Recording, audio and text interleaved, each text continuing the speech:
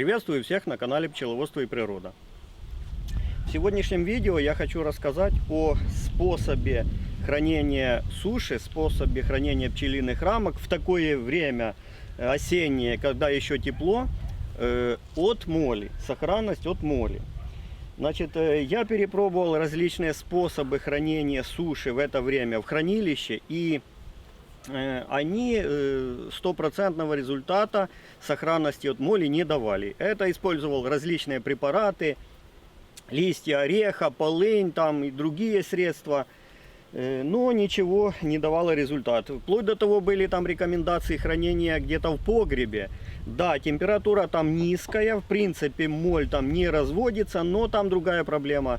Покрывается плесенью и рамки пропадают по другой причине. Поэтому лучше, чем сохранить сушь в ульях, если есть место, я не нашел. Ну и сейчас хочу показать. Значит,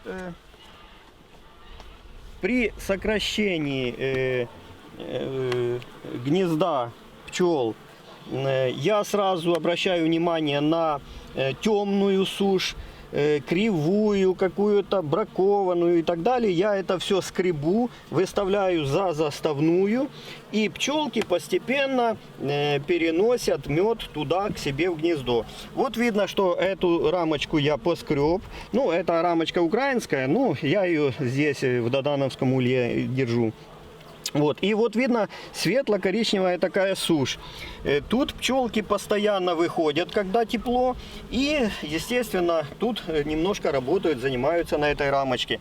И моль тут не разводится. Вот такие светло-коричневые рамочки я храню в ульях. Ну, тут их немного у меня осталось. А основную массу, вот все, что темно-коричневое или чуть-чуть мне не нравится рамочка, я стараюсь перетопить.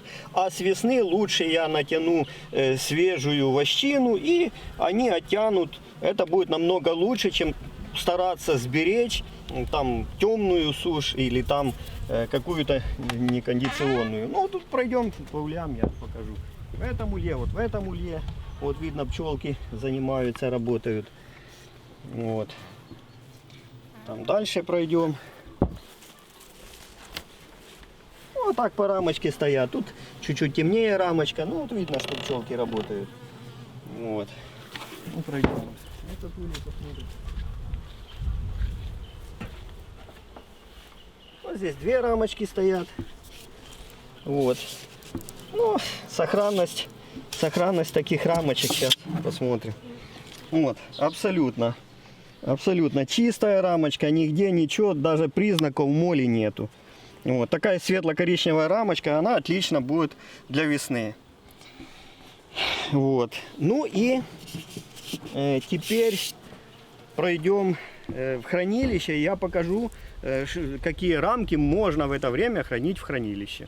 Значит, тут есть еще один нюанс. Дело в том, что если поставить за заставную больше рамок, ну, много рамок хотите, допустим, сохранить для весны, и наставляют пчеловоды много рамок, ну и я так делал в частности, то что может произойти? Иногда пчелы переходят сюда, и клуб пчел формируется здесь за заставной, на этих пустых рамках. Поэтому этот процесс всегда нужно контролировать. Кроме того, в какой-то момент пчелы могут начать носить сюда закладывать, ну, то, что подкормку на зиму дают пчеловоды. Вот, или нектар где-то находить и сюда складывать. Ну, тут видно, чуть-чуть они, ну, тут немножко перговая рамочка такая. И вот они нектара сюда набросали. Но это как бы немного, а могут начать носить по полной программе и даже тут и печатать рамки. Поэтому тоже этот процесс надо контролировать. И если в какой-то семье начался такой процесс, эти рамочки можно перенести где-то в другую семью. Вот, или своевременно поскрести, чтобы они, значит, все-таки не складывали сюда, а несли в гнездо. Ну, вот такая рамочка. Ну, тут тоже немножко перги есть. Ну, вот лучше всего такие рамки сохранять здесь. А потом уже при устойчивом похолодании можно такие рамки перенести уже в сотохранилище. Значит, в сотохранилище в такое время я храню вот такие рамочки с вощиной, свежие, натянутые, если остались, если я их не поставил в ульи. Такие вощину просто моль не трогает. Вот рамочки такие у меня хранятся. И рамочки, которые, на которых не выводился расплод. То есть сушь здесь оттянутая, ну немножко медок здесь был, вот, но без расплода. Вот возьмем сейчас пару рамочек, выйдем на свет и посмотрим. Моль тут, конечно, есть. Конечно, и яйца даже откладывает. Вот тут я как пересмотреться, сейчас мы на свет посмотрим. Вот, но не может она поражать, не может она развиваться. То есть яйца так отложенные и есть. Сейчас выйдем посмотрим. Значит, вот такую светлую сушь, если в это время хранить в сотохранилище, то моль не поражает. Хотя яйца откладывает. Вот видно, здесь вот яйца отложены моли. Вот. Вот здесь ниже. Вот видно яйца моли. Вот. Вот в этом месте. Но развиваться эти яйца на такой суше не могут. Яйца так вот они и остаются.